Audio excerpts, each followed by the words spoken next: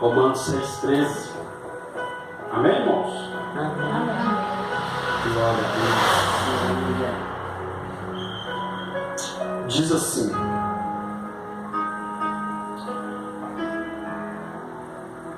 nem ofereçais. A missa não está boa, não. 6,13.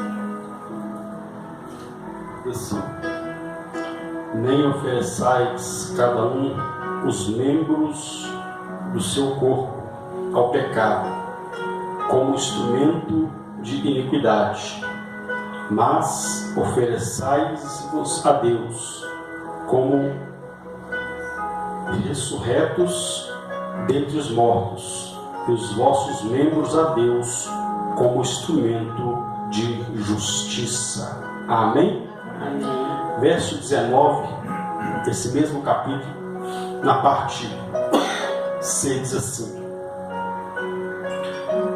assim oferecei agora os vossos membros para servirem a justiça para a santificação.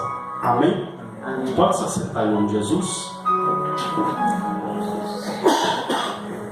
Feche seus olhos, peça o Espírito Santo para falar o seu coração nesta hora. Glória a Deus.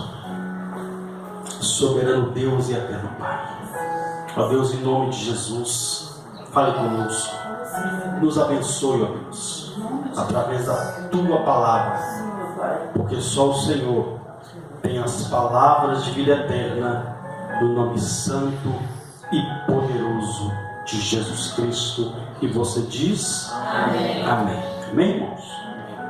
Irmãos, nós vamos participar daqui a pouco da Santa Ceia do Senhor. Nós denominamos este culto como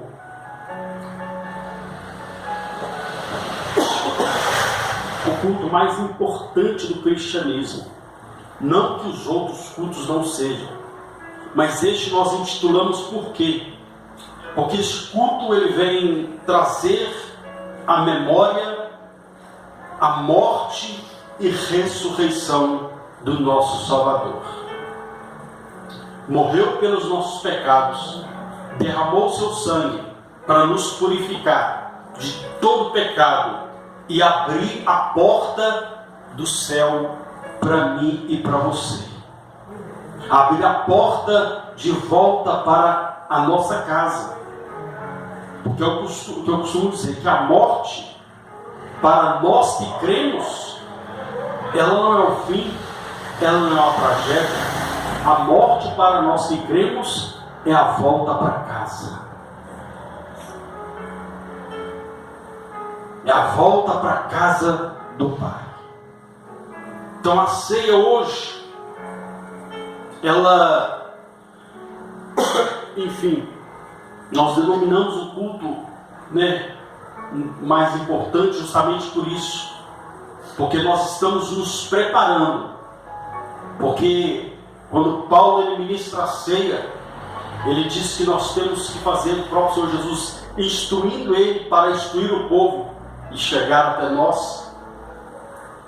Que nós, todas as vezes que nós comemos e bebemos, nós fazemos isso em memória do Senhor, até que Ele venha.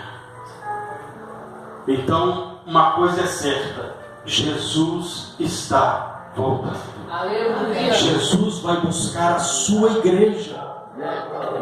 Mas a Bíblia diz que Ele vai buscar uma igreja santa, uma igreja pura, uma igreja compromissada com a sua palavra, uma igreja compromissada com o seu chamado.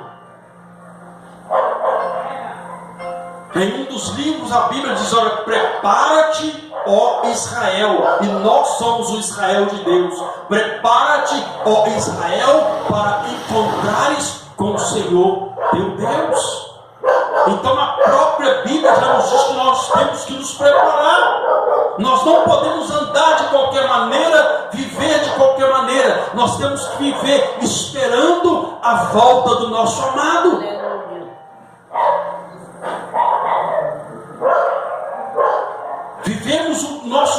como se fossem os nossos últimos momentos nessa terra, porque a qualquer momento a trombeta vai tocar, ou a qualquer momento Jesus pode chamar cada um de nós aqui. Mas repito, a Bíblia diz que nós temos que nos preparar. E um dos preparos é o que nós vamos falar nessa noite. Eu quero ministrar acerca do que acabei de ler. A Bíblia diz que nós temos que oferecer os nossos membros como instrumento de justiça. A Bíblia diz que nós somos um corpo. E ela vem falando que o corpo ele tem vários membros, mas é um corpo. E todos os membros do corpo têm uma utilidade. Só que quando Paulo estava dizendo aqui, para que nós oferecêssemos os nossos membros, ele estava falando literalmente da nossa vida. Da nossa vida para o Senhor. E todos os membros têm sim a sua particularidade. Todos os membros têm sim a sua importância. Um dedo faz falta, um pé faz falta, um olho faz falta, tudo em nós faz falta do corpo. Mas quando Paulo diz que aos romanos, para oferecer os nossos membros como instrumento de justiça, isso é certo que algumas pessoas, alguns irmãos daquela igreja, estavam oferecendo os seus membros como instrumento de injustiça e oferecendo seus membros ao pecado. Então repita comigo: todos os membros são importantes no meu corpo. Todos os membros. Mas no nosso corpo existem 3 membros que são fundamentais, que vão, além de cooperar com a nossa caminhada, com o nosso chamado na obra, estes membros eles vão ser fundamentais para a nossa alma. Eles estão ligados diretamente à nossa alma. E eu quero falar hoje sobre as janelas da alma. Diga: preservando as janelas da alma. E essas janelas, elas têm ligação direta com o nosso coração. Olha o que o Salomão disse em Provérbios: de tudo que se deve guardar, guarda o seu coração, porque dele procedem as fontes, as saídas da vida. E esses 3 membros, essas 3, que eu quero intitular como janelas da alma, elas estão diretamente ligadas ao nosso coração. O nosso coração, utilizando essas janelas, essas entradas, essas fontes, elas estão ligadas diretamente ao nosso coração. E o nosso coração, ele tem que ser protegido. Porque se essas janelas não forem preservadas, nós podemos sim perder a nossa salvação. Não existe essa história, uma vez salvo, salvo para sempre. Não, isso é mentira do diabo. Porque a própria Bíblia diz que aquele que perseverar até o final será salvo. Então tem que perseverar, porque a todo momento o adversário da nossa alma, ele vai tentar contra a nossa vida, para que nós venhamos desistir da caminhada, para que nós venhamos desistir do Senhor, para que nós venhamos desistir da casa de Deus, da obra de Deus. Então nós temos que preservar essas janelas, essas entradas. E eu quero falar das 3 aqui, as principais. A primeira delas são os nossos ouvidos. Coloque a mão no seu ouvido e diga: Senhor, me ajuda a preservar essa janela da minha alma chamada ouvido. Olha o que a Bíblia diz: a fé vem pelo ouvir, e ouvir a palavra de Deus. Então nós temos que preparar os nossos ouvidos para ouvir a voz de Deus. Olha o que a palavra de Deus diz: quando ouvires a voz do Senhor teu Deus, não endureçais o vosso coração. Olha o que ela diz: não endureçais o vosso coração, como foi no dia da provação, no dia da tentação no deserto, onde os vossos pais me tentaram. Então tem pessoas que estão endurecendo o seu coração para a voz de Deus. Prova disso? Olha quanta cadeira que está vazia aí.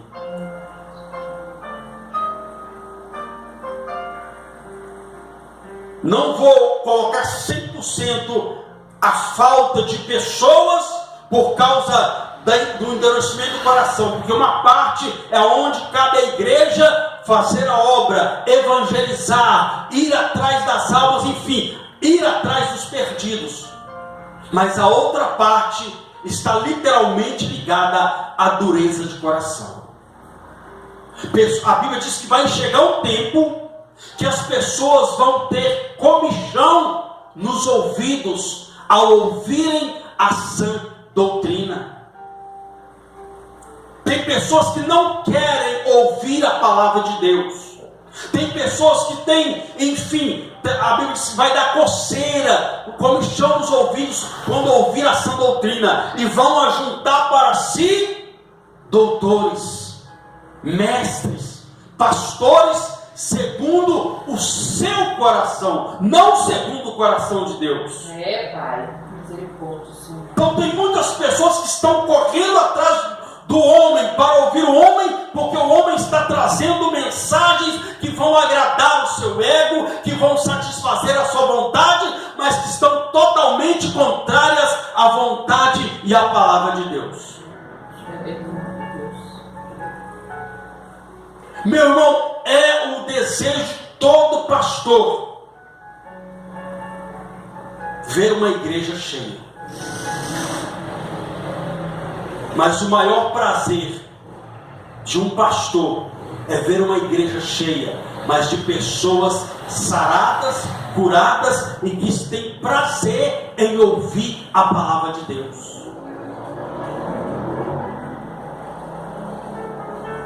Então temos que preservar os nossos ouvidos. Olha o que o próprio Senhor Jesus disse: porque quando nós ouvimos essa palavra e praticamos aquilo que estamos ouvindo, ela gera na minha e na sua vida resultados. Ela gera o quê? Resultados. Jesus disse: aquele que ouve as minhas palavras, que escuta, que abre o ouvido às minhas palavras e as pratica, é semelhante ao homem prudente que construiu a sua casa sobre a rocha. Vai vir tempestade, vai vir vento, mas ela vai permanecer de pé, porque ouviu a palavra e praticou.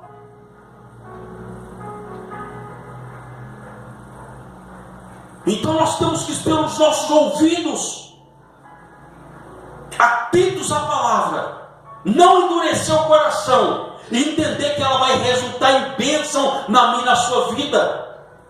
Olha o que a Bíblia diz que Jesus chega no mar da Galileia, ele avista os barcos, e ele olha para um barco e vê uns homens ali já lavando as redes para ir embora, e a Bíblia diz que ele se aproxima do barco de um homem chamado Pedro,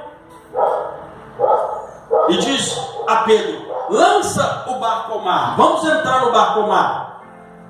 Para quê? Para pescar. A Bíblia diz que Pedro olha para o Senhor e diz: Senhor, nós andamos a noite inteira, o dia inteiro, e não pescamos nada.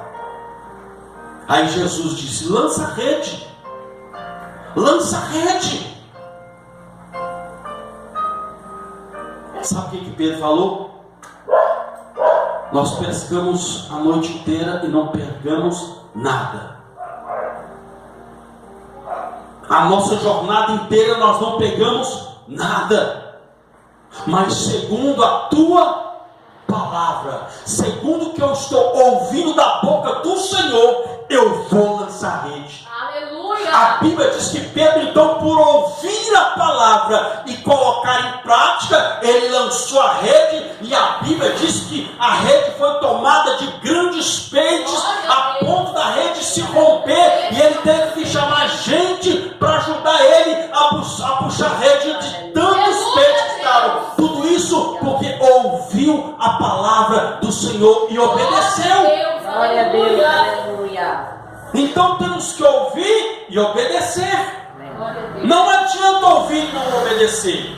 Ela só vai gerar resultado na minha e na sua vida quando nós ouvimos e praticamos.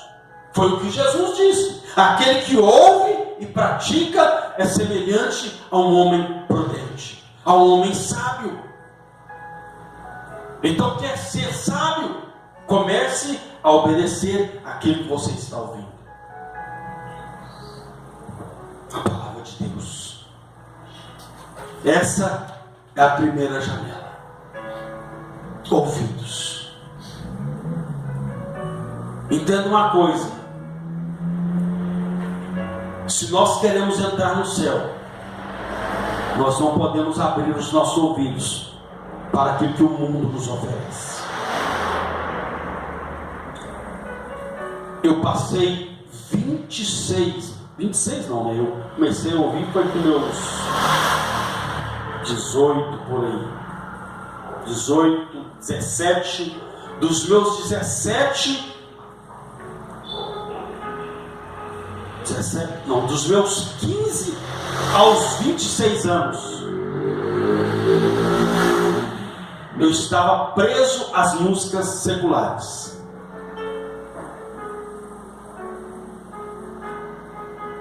Eu ia procurar emprego, a porta não se abria. Eu estava sempre mal-humorado.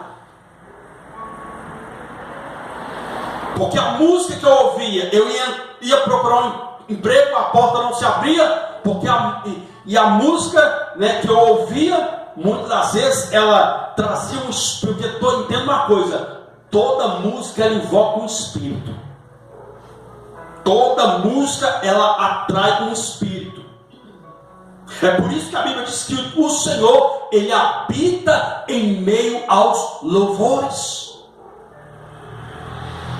Então por isso que o crente ele tem que ouvir louvor. Ele tem que ouvir música que adora, que glorifica o Senhor, que fala das grandezas do Senhor.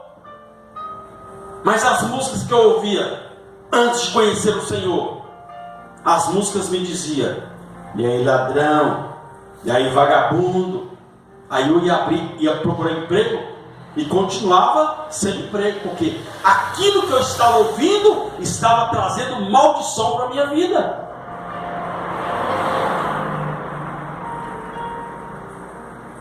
Então nós temos que colocar os nossos ouvidos para escutar aquilo que vai nos trazer esperança, aquilo que vai edificar a nossa fé, aquilo que vai nos aproximar de Deus.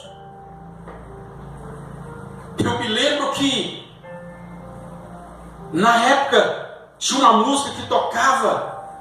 A música falava que o cara era corno na cara dura e ele ainda sorria. A música dizia assim: quem chora por ela sou eu, quem sofre por ela sou eu, quem não sei o que lá por ela sou eu, quem faz amor com ela não sou eu. Otário! Mas a música estava o quê? Sendo ministrado na vida dele.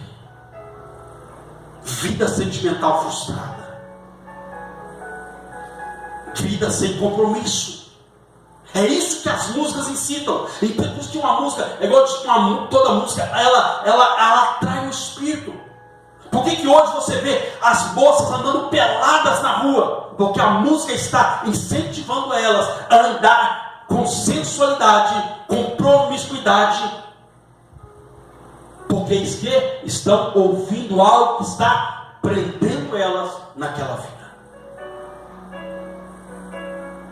Quando ouvires a voz do Senhor teu Deus, não endureçais o vosso coração.